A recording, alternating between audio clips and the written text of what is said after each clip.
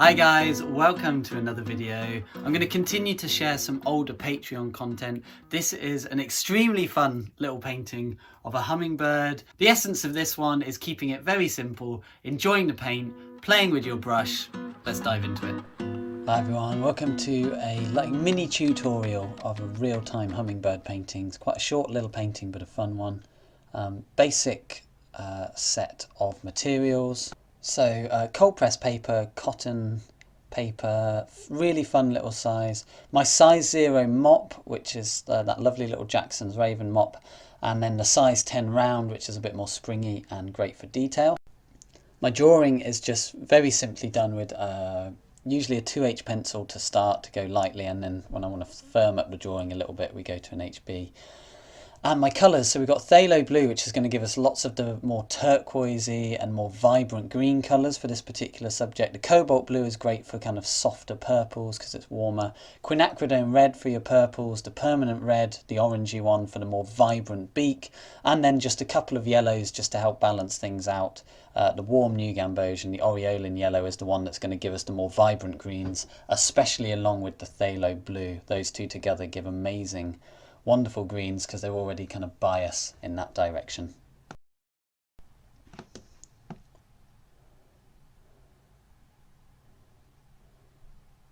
Okay, so I start off with a little bit of aureolin yellow, which is our cool yellow. It's already got a real bias towards green. There's a tiny bit of new gamboge popped in there, and there's a tiny bit of kind of incidental blue on my brush, so that kind of pushes it towards the very light green colour. That was a bit too green, so I moved back towards some new gamboge and just kick off with the sort of slightly greened version of new gamboge. Then I add a little bit more phthalo blue and a little bit of cobalt blue. The phthalo blue makes it very strong, whereas the cobalt just takes the edge off it a little bit. Into this little patch of yellow I now work this new mixture. This is about full fat milk consistency, so it's not as watery as I would normally start because I'm aiming to get the light and shadow in this one very quickly, so I'm kind of committing to some darker tones quicker, and the darker tones come from the less water, more paint. And so what I'm doing here is very simply with my size 0 mop brush, just mapping out light and shadow. I'm going to leave very strong abstract light shapes on the right hand side of this bird. I'm not going to create a soft transition from light and shadow. We're going to create some really interesting marks. The idea here is I just start with a basic mix, and then every time I go to it, it will vary a little bit. Some areas of the mix on the palette will have a bit more blue in, some will have a bit more yellow in, some will have more cobalt blue in. And every time you pick up a bit and then go back to the painting, you are just varying the colour ever so slightly, and it gives you these beautiful kind of variegated washes, and that can be a really lovely thing. And so we're going for big shadow areas, initially one wash, spending a little bit of time thinking about the abstract way in which that goes into the light. Now I've established that shadow, or the shadowy tone, I've mixed more cobalt blue into the mixture but added no water, which gives us a stronger pigmentation, and I've dropped that onto the left hand side, so we're really focusing on bright light on the right from the white of the page, a nice mid-tone, which is the kind of shadow tone we started with, really focusing on nice simple shapes. As that begins to dry, I will drop in increasingly darker tone onto the left hand side, so we're slowly creating a roundness of form, going from sharp hard lights and then softly around into the left hand side of the bird, which is more in shadow.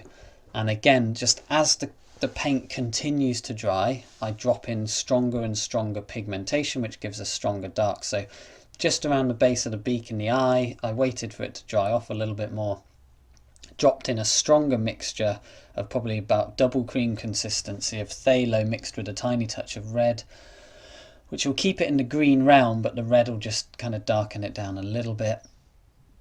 I'm taking exactly the same approach into the chest and breast area of the bird, and also the back.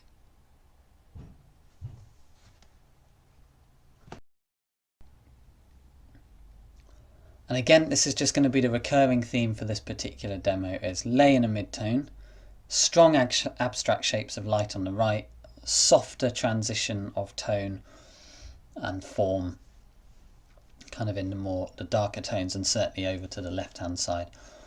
And so we will have very hard lights and very soft shadows, and this is a recurring theme that I like to use in watercolour, and this is a good example of it. And it's kind of that idea to the extreme in some ways, and also in a very simple way, which is nice. And I'm just kind of taking my time, like there's no need to connect the wash of the head directly into the wash of the body. Simply by using the same colours there will be a connection there, but we don't have to rush to connect all of the washes together. I'm just using nice sort of milky consistency of paint. Think kind of full fat milk consistency, so it's got flow and movement to it, but there's a little bit more pigment. This purple colour is the cobalt blue with some of the quinacridone red in, and then that was a bit too strong a purple, so I just mixed in a tiny touch of the one of the yellows. It doesn't really matter too much, and it just takes the edge off the purple and gives it a more muted kind of soft feeling. And I'm just mixing same consistencies of paint which give me the same tone. If I can link together little washes, great, because we'll get a little bit of the green flowing into the purple, flowing into the blue. Again, it gives us this nice variegation to a wash, but we don't have to connect everything. If you're working a bit slower, or you don't want to panic and kind of rush to connect all the washes, there's really no need. What I'm really focusing on here is just nice, simple, gentle, flat washes. As I said, connecting them if I can, but leaving lots of lights on the right hand side. Don't forget, if we leave lots of lights and it's too many lights, we can always get rid of them, but if we've not left enough lights, very, very hard to get those bright whites of the page back. And there's nothing more exciting and more effective than a bright white of the page, rather than one that we've had to maybe at best maybe pull some of the pigment out. It'll never be quite the same, or even have to pop on a bit of gouache, which is usable and very useful technique, but we don't want to rely on it. It's a good little bonus technique. Exactly the same principle here. We've got our more purple tone. I added more quinacridone red, more cobalt blue, but kept the yellow out of it, so that gives us a more vibrant purple. And then as that wing area in the bottom half of the bird was drying, I dropped in stronger pigment again, so kind of single cream and double cream consistency of paint dropped into a half dry wash. Very simply adding a little bit of Aussie red gold, a little bit of yellow orange into the same sort of mix gives us this lovely muted brown colour, which is just going to represent the branch in shadow. I'm not worried about a colour for the light side of the branch. I'm just painting the shadow side and letting the light just be the white of the page. Very, very simple. Take that exact same colour, same paint consistency into the other side of the branch, and now really that's the whole bird in place very quickly. Some of the washes are nearly dry around the head. Some of them are still nice and damp, which allows me to just pop in little marks, but I was feeling like that whole area of the kind of wings there, especially the more I defined it, the more it kind of took attention away from the head and the back. So I really wanted this lower blue purpley area to be much more subdued as it was, and the more darks that I added to it, the heavier it felt, and the more it detracted from the head. So I will talk through what I'm doing, but with a view that I actually get rid of it in a sec. So very strong dark paint, phthalo blue and our red will give us a really, really rich, strong dark, especially with less water in the mixture, anything from kind of single cream up to neat paint. But as I said, I didn't like it. It was too heavy. It was too kind of stiff. So what I did is just take some quinacridone red in some very clear water, and I just ran it straight through the tail, but being sure to leave some of the lights. So okay to let all of the darker shadowy colours kind of flow together, but that works very well if you keep some of the hard, sharp light lines. And then we still need to be considered about what sort of mark we're making. Like I wanted it to have this big sweeping feel to it to kind of give movement to the painting and to add some like a more of a dynamic design element. And then instantly the bird feels like it's more contrasted. It's not all stiff and cut out. We've got very soft edges mixed with the sharper, harder edges, and for me that really works. And that wasn't something I set out to do, so this is an example of how if something isn't going as you want it to in a painting, you've always got options. In watercolour, the option is usually to chuck more water at it and wipe it out, or chuck more water at it and let all the colours kind of soften and flow together. We can always tighten things up again. I tend to find that I go a little bit too tight and then have to destroy it in order to get back the looseness. But better to start very abstract and soft and then slowly bring the painting to life. Okay, so I then use that pink to trap some light on the branch, which I think really works, and then I let some of that lovely quinacridone red run into the branch shadow but also bleed out into the background. So again, we're varying our edges. It's not just the bird cut out on a background, it's not just the branch cut out on a background. We've got interaction between background and foreground, like colours in the bird, colours in the branch bleed in and out of the colours of the background. And that's kind of the first wash all done, and I'm not going to go back in and do much more to many areas. So now is the time to bring it to life. I go in with a phthalo blue mixed with any of the reds to give us a dark consistency. To make the paint very controllable at this small scale, I go down to my size 10 round brush, which is synthetic, and it's got they're all synthetic, but this one is more traditionally synthetic in that it's got more spring and therefore more control to it. And I just do very simple but very accurate shape for the eye, leaving a little white of the page as the highlight. Really keep it that simple at this scale. I then come in with a sharper mark of phthalo blue mixed with a little bit of cobalt blue and a little bit of red, just so it's not hard blue.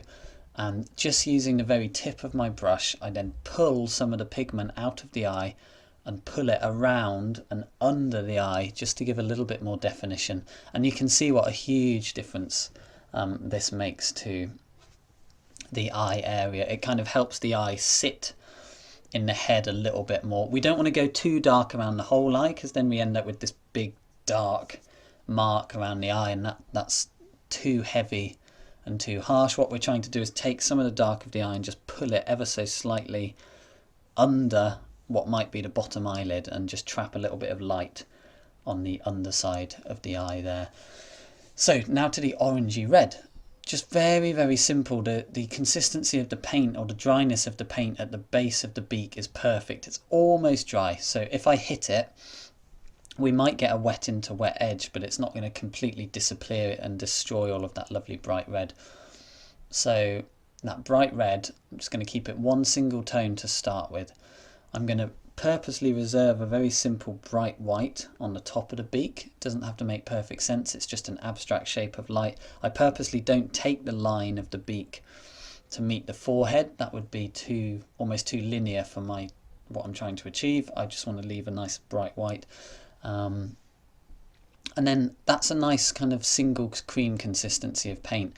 And now if I mix a kind of double cream consistency of paint of phthalo blue mixed with the red, and I just drop that into the end of the beak, the tip of the beak, right at the end, and I just let that bleed into the beak, it gives us this beautiful gradient of red into black.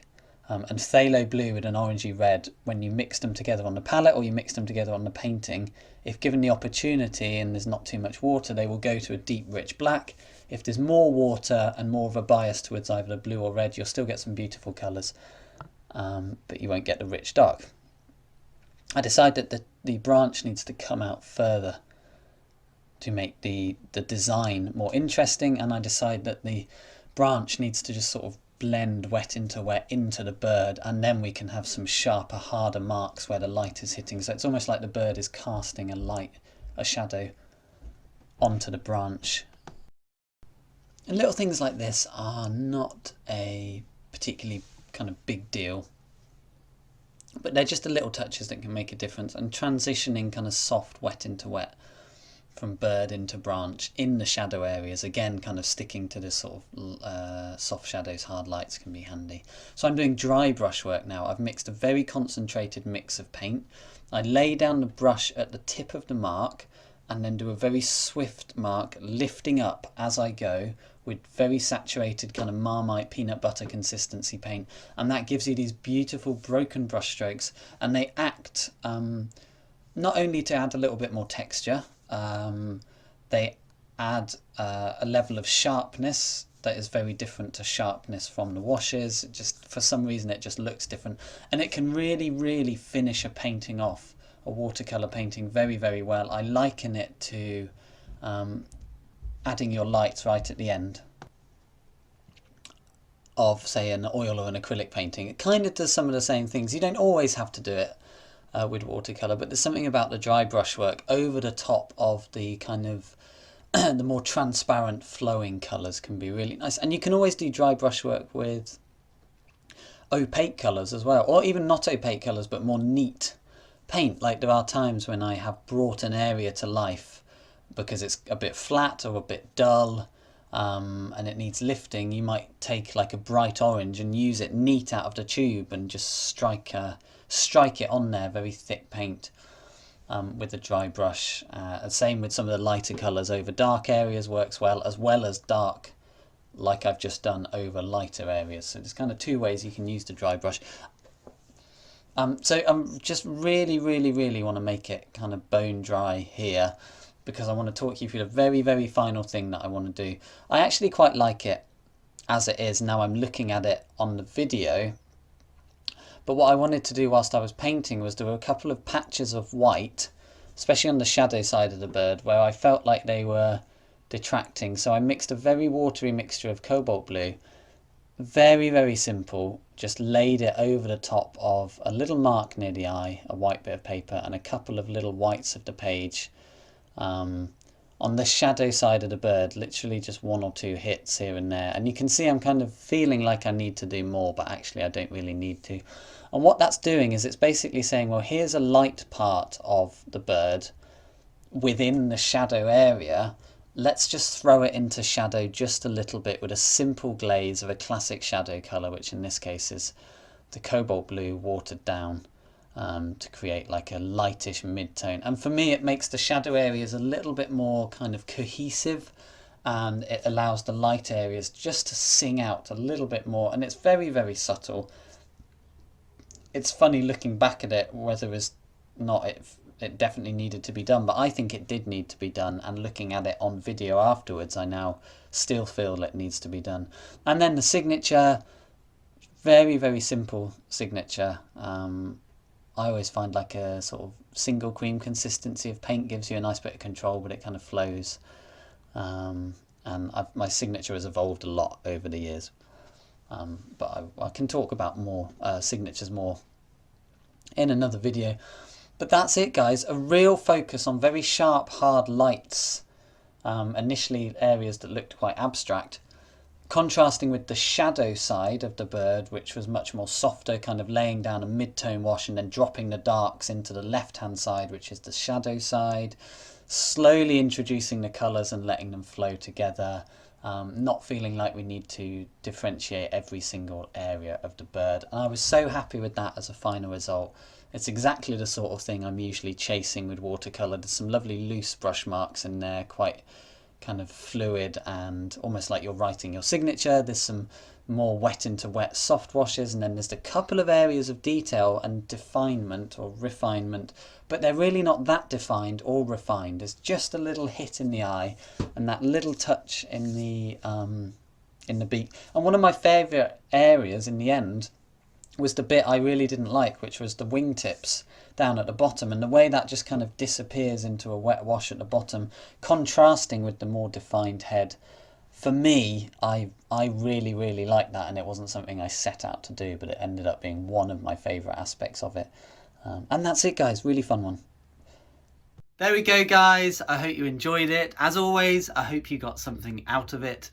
So this is an older Patreon video. A lot of my older content I'm moving on to my online watercolour school, but there's also loads and loads of exciting new content on the watercolour school. There's a new tutorial released every 2 weeks, loads of techniques and tips videos, and also at the heart of the school is this wonderful online forum where you can share your work with other students, and I also dip in and out of that and just connect with other like-minded painters.